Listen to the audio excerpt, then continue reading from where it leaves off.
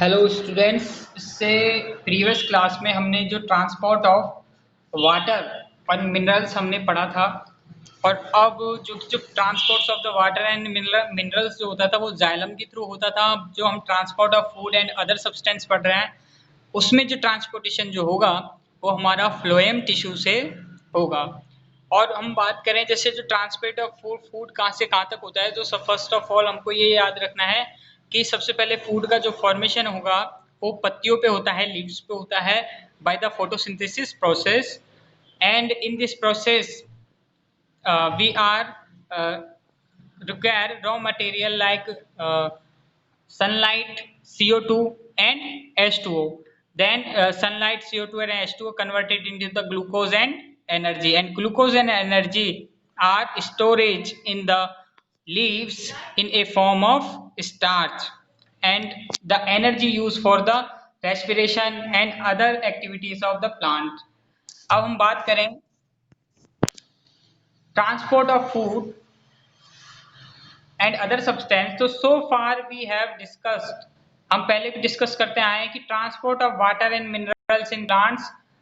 Now let us consider how the products of metabolic process, particular photosynthesis, जो metabolic जो process होती है उसमें जो प्रोडक्ट बनते हैं फोटोसिंथेसिस में, आर मूव्ड फ्रॉम लीव्स, मतलब जो एनर्जी के जो फूड वाले प्रोडक्ट हैं जैसे सुक्रोज है, ग्लूकोज है, तो वो मूव्ड फ्रॉम लीव्स, लीव्स से कहाँ जाते हैं, and where they are form, और ये कहाँ पे बनते हैं, and to others parts of the plants, और अदर प्लांट्स में कहाँ पे, मतलब प्लांट्स के अदर पार्ट्स में कहाँ पर जाते हैं। तो this transport of the soluble product of photosynthesis is called translocation, and it occurs in the part of the vascular tissue known as phloem. Means ये जो हमारे जो ग्लूकोज, सुक्रोज वगैरह ये जो प्रोडक्ट बने हैं, फूड प्रोडक्ट बने हैं, ये तो फोटोसिंथेसिस के थ्रू जो बने हैं, ये क्या है, इजीली थोड़े सॉल्युबल होते हैं पानी में, और जो सॉल्युबल होते हैं और इनका जो ट्रांसपोर्ट करने का ट्रांसलोकेशन मतलब क्या होता है, पहले इस चीज को समझो। ट्रांसलोकेशन का मतलब होता है एक जगह से और दूसरे जगह पर इनका स्थानांतरण करना। जैसे भाई लीव्स में तो अगर फूड का फॉर्मेशन हुआ तो लीव्स से फूड का, जैसे भाई सुक्रोज, ग्लूकोज, ये क्या है, मीठी शर्करा है, बहुत मीठे प्रोडक्ट हैं, तो ये फॉर्म तो कहाँ हो रहे लीव्स में, लेकिन ये जाके इकट्ठा कहाँ होंगे, जैसे हमारे फल होते हैं ना, सेब, आम, तो ये जो फल होते हैं ये इनमें जाके ये जो सैकेराइड्स जो होते हैं जाके इकट्ठा होते जाते हैं, तो जिनसे जो हमारे फल वगैरह होते हैं ये क्या हो जाते हैं, टेस्ट में मीठे हो जाते हैं। तो इस जगह जो ट्रांसलोकेशन क्या होता है, जो इन प्रोडक्ट्स का ट्रांसलोकेशन मतलब एक जगह से दूसरी जगह पर पहुंचते हैं। ठीक है। अब besides the product of photosynthesis, the phloem transport amino acid and other substance. अब फोटोसिंथेसिस में जब हम बात करें फ्लोएम के द्वारा अमीनो एसिड्स जो कि प्रोटीन्स जो होती हैं और अदर सब्सटेंस भी ट्रांसपोर्ट किए जाते हैं। अब हम बात करें these transports, these substances are specially delivered to storage organs of roots। और ये जो प्रोडक्ट्स हैं कई जो रूट में भी क्या होते हैं, स्टोरेज होते हैं रूट्स में भी। जैसे हम बात करें रूट्स में और फ्रूट्स में, सीड्स में। रूट्स में कैसे, जैसे हम आलू को देखते हैं तो आलू की रूट्स जो होती है, आलू जो उसका रूट वाला पार्ट होता है प्लांट के, तो रूट आलू के अंदर देखो, फूल के जो आलू रूट है तो फूल के कितना उसमें जो फूड का स्टोरेज होता जाता है, तो इसका साइज कितना बड़ा होता जाता है, और आलू के अंदर स्टार्च होता है बहुत ज्यादा। तो इस तरीके से रूट में हो गया। फ्रूट में जैसे कि हमने सेब, केला, हमारे आम हो गए, तो उसके अंदर ये अपने फ्रूट्स में हो जाता है। और सीड्स में हम बात करें जैसे बीजों में, जैसे बहुत से बीज जो होते हैं जैसे इलायची के, बेर के, तो इनमें जैसे हल्का फुल्का जो खट्टा मीठा प्रोडक्ट जो आता है वो सब इसमें इंक्लूड होता है। तो इस तरीके से भाई पत्तियों में फूड बनता है और ये इकट्ठा कहाँ हो जाता है, रूट्स में, फ्रूट्स में और सीड्स में इकट्ठा हो जाता है। तो इस प्रोसेस को ट्रांसलोकेशन या ट्रांसलोकेशन ऑफ जो सब्सटेंस कहते हैं। अब हम बात करें कि translocation of food and other substance takes place in sieve tube with the help of the adjacent companion cells of the upward and downward। Means जो सीव ट्यूब्स जो होती हैं, ये जो ज्यादातर जो ट्रांसलोकेशन होता है ये सीव ट्यूब से होता है with the help of the adjacent companion cells, जो इसकी सहायक कोशिकाएं हैं, कंपेनियन सेल्स हैं, एंड बोथ अपवर्ड जो कि ऊपर नीचे दोनों तरफ क्या होती हैं, दोनों तरफ डायरेक्शन में फैली होती है। मीन्स एक तो सीव ट्यूब्स, जो ट्रांसलोकेशन ऑफ, देखो वन लाइनर क्वेश्चन आ रहा है, बहुत डीप स्टडी करेगा वो इस क्वेश्चन को सॉल्व कर पाएगा कि भाई translocation of the food other substance takes place in the sieve tubes with the help of the adjacent companion cells both in upward and downward direction. तो आपको इन दोनों को क्या करना है, कंक्लूजन करके बताना है कि भाई जो ट्रांसलोकेशन होगा वो सीव ट्यूब से होगा और इसके एडजस्टेंट कंपेनियन सेल्स जो both upward and downward direction में होते हैं। तो ये जो लाइनर क्वेश्चन है, तो अगर बहुत ज्यादा डीप पूछता है तो इससे भी ज्यादा बाहर वो क्वेश्चन नहीं देगा। ओके, एक मिनट। ओके, आप देखो transport of food and other substance, जैसे हमने बात करी, so far we have discussed we transport of water minerals in plants. हमने इससे पहले क्या डिस्कस किया था कि भाई पानी का और मिनरल्स का कैसे ट्रांसपोर्ट होता है। ओके, अब हम बात करें कि now let us consider how product of metabolic process particular photosynthesis, जो फोटोसिंथेसिस में जो मेटाबॉलिक प्रोसेस से जो फूड और एनर्जी बनती है, are moved from leaves, where they form, जहाँ पर ही बने है ना, मतलब पत्तियां जो मेटाबॉलिक प्रोसेस से जो फूड वगैरह बनता है तो वो other parts of the plant तक कैसे जाता है। ठीक है, अब this transport of soluble product, और ये जो प्रोडक्ट ज्यादातर सॉल्युबल होते हैं फोटोसिंथेसिस के दौरान, तो इनका क्या होता है, तो इनका जो सॉल्युबल होकर फोटोसिंथेसिस जो प्रोडक्ट है इनका ट्रांसलोकेशन होता है, मतलब एक जगह से जब दूसरे जगह पर जाते हैं तो इसे कहते हैं is called translocation and it occurs the parts, और ये किसके द्वारा होता है, it occur the parts of the vascular tissue, एक वेस्कुलर टिश्यू के द्वारा होता है जिसे हम फ्लोएम के नाम से जानते हैं। ओके, अब beside the product of photosynthesis, अगर हम बात करें कि जो फोटोसिंथेसिस के जो प्रोडक्ट हैं, तो the phloem transport amino acid, तो फ्लोएम क्या ट्रांसपोर्ट करता है, अमीनो एसिड्स को, एंड जो फोटोसिंथेसिस के दौरान जो ग्लूकोज कार्बोहाइड्रेट्स जो सैकेराइड्स बने हैं उन्हें, एंड द अदर सब्सटेंस को क्या करता है, वो ट्रांसलोकेशन करता है, मतलब लीव से कहाँ तक पहुंचाएगा, जो पार्ट्स जो ट्रीज के बॉडी पार्ट से वहां तक पहुंचाता है। अब हम बात करें कि these substance are specially delivered to the storage organ. अब ये जो सब्सटेंस होते हैं जैसे अमीनो एसिड्स हैं और ये जो हमारे जैसे सैकेराइड हैं, तो ये स्पेशली इनके लिए ऑर्गन होते हैं स्टोरेज के लिए, जैसे कहाँ, जैसे रूट्स में है ना, जैसे मैंने आलू का एग्जांपल दिया था, पोटैटो का, फ्रूट्स में बात करें जैसे मैंने आम और सेब का एग्जांपल दिया था, सीड्स में बात करें तो जैसे मैंने जो अपने बीज वाले जो भी जो सब्सटेंस हैं जैसे बेर हैं, तो इन सब में क्या होता है, ये ट्रांसफर होता रहता है। एंड द ग्रोइंग ऑर्गन, और मतलब उसके बढ़ते हुए ऑर्गन जो अंग होते हैं उनमें भी ये होता है। अब हम बात करें जैसे कि the translocation of food and other substance takes place in the sieve tubes, जो ट्रांसलोकेशन जो फूड होता है वो ज्यादातर किसके द्वारा होता है, सीव ट्यूब्स के द्वारा, SIEVE, सीव ट्यूब्स के द्वारा, with the help of adjacent companion cells. जो एडजेस्टेंट कंपेनियन सेल्स होती हैं वो भी इसकी सहायता करती हैं, और जो कि एडजेस्टेंट कंपेनियन सेल्स होती हैं वो अपवर्ड एंड डाउनवर्ड दोनों डायरेक्शन में फैली हुई होती हैं। Okay, clear clear.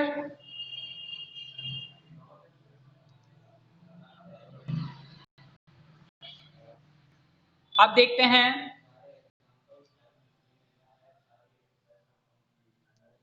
कि अनलाइक ट्रांसपोर्ट इन जाइलम, जबकि हम देखें कि unlike transport in xylem which can be largely explained by simple physical force, हम बात करें कि ट्रांसपोर्ट इन जाइलम, हम जाइलम में बात करें तो which can be largely explain, तो हम उसमें लार्जली क्या कर सकते हैं, एक्सप्लेन कर सकते हैं कि भाई एक सिंपल फिजिकल फोर्स से क्या होता है। तो जो हम बात करें तो सीधा सिंपल, उसमें तो भाई बहुत ज्यादा फोर्सेस लगता था। कौन कौन सा फोर्स लगता था उसमें, एक तो आयनिक कंसंट्रेशन में चेंज होता था, तो छोटे प्लांट्स में तो उसमें इजीली जो रूट से जो जाइलम है वो पानी का ट्रांसपोर्टेशन हो जाता था। लेकिन हम बात करें जैसे भाई जो फ्लोएम है, तो फ्लोएम में जो सिंपली क्या है, सिंपल फिजिकल फोर्सेस से ही जो फूड का ट्रांसफर हो जाता है। तो the translocation in phloem is achieved by utilising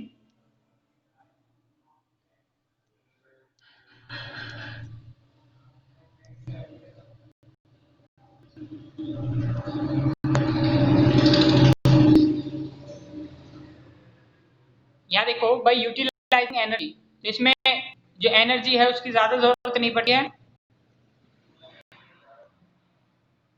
ना, मतलब उसमें जो नॉर्मल एनर्जी पे भी काम चल जाता है, ज्यादा एनर्जी की उसमें जरूरत नहीं पड़ेगी।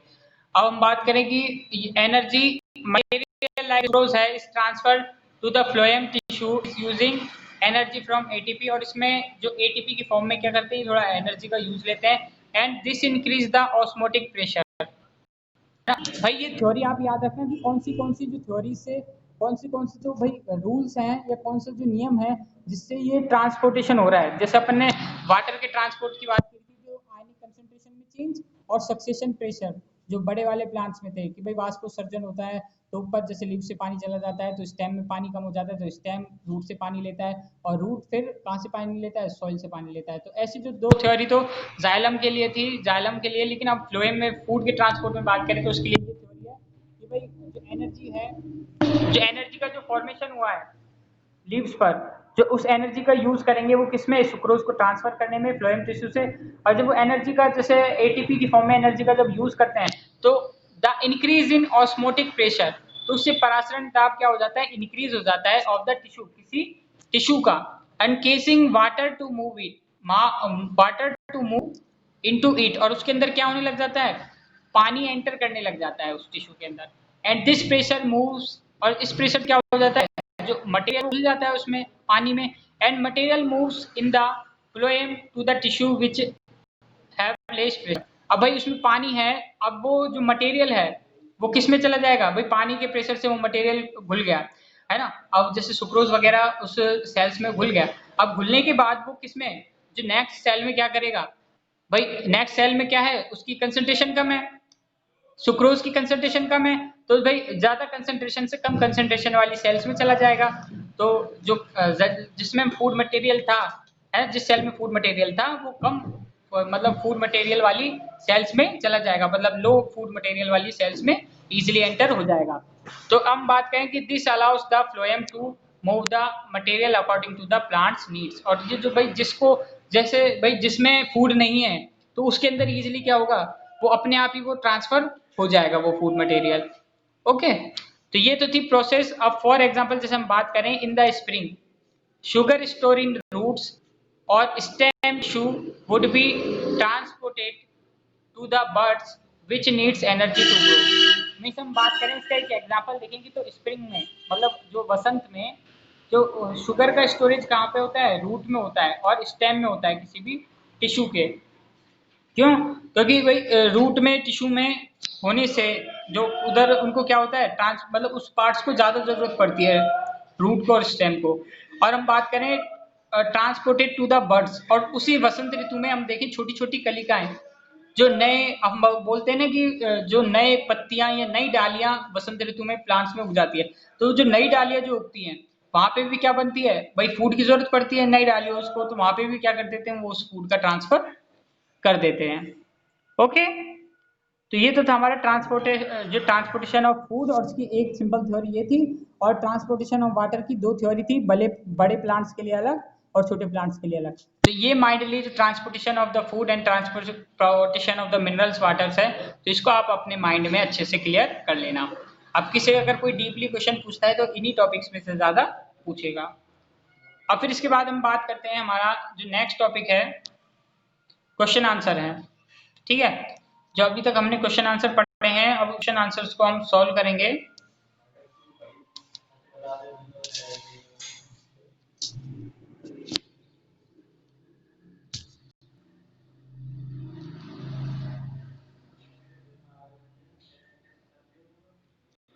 अब देखो सीधे सिंपल, अभी मैं क्वेश्चंस के बारे में आपको जनरल चीज बता देता हूँ, आपने जो सॉल्व कर ही लिए होंगे वैसे, और फिर भी मैं एक बार रिवाइज कर देता हूँ इनको, कि what are the component of the transport system human beings, what are the function of the components, कि ऐसे कौन कौन से कंपोनेंट हैं जो ह्यूमंस में ट्रांसपोर्टेशन में काम आते हैं, बताइए, आंसर दीजिए मुझे। ह्यूमंस के ब्लड में कौन कौन सी चीजें ऐसे कंपोनेंट हैं जो ट्रांसपोर्टेशन में काम आते हैं, बताओ। हाँ,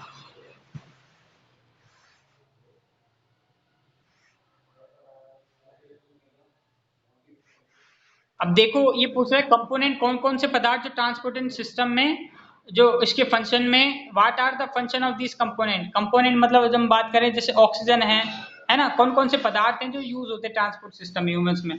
जैसे हम ब्लड है, ब्लड के अंदर जैसे O2 मिली रहती है ना, और जैसे जो एनर्जी के लिए जो फूड सब्सटेंस जो अपना एनर्जी वाली जो एनर्जी है, और रेड ब्लड सेल्स हैं, प्लेटलेट्स हैं जो कि, और कई सारी प्लाज्मा है ना। तो जैसे रेड ब्लड सेल्स है तो इसका क्या यूज है, प्लाज्मा का क्या यूज है, तो ये सब चीजें हमको इसमें लिखनी है। ठीक है, तो इसमें कंपोनेंट वही आएगा अपना जो ब्लड, ब्लड के अंदर क्या क्या चीजें होती हैं। तो ट्रांसपोर्ट उसी में ज्यादातर भाई ट्रांसपोर्ट किसका होता है, ब्लड्स का होता है, O2 का होता है, CO2 का होता है, ब्लड O2 CO2 का भी ट्रांसपोर्ट का काम करता है। तो ये सब चीजें उसमें आएंगी।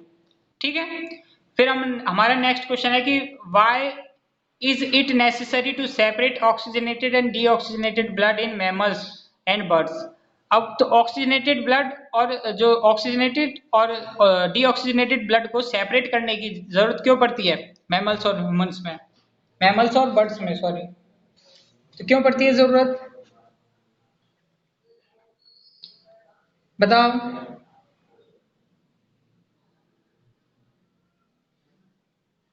पता है किसी को स्टूडेंट्स, आंसर दो फटाफट। तो सुनो कि भाई अगर ऑक्सीजनेटेड और डीऑक्सीजनेटेड ब्लड को अगर हम जो एक जो हमारा बात करें एट्रियम और वेंट्रिकल जो एक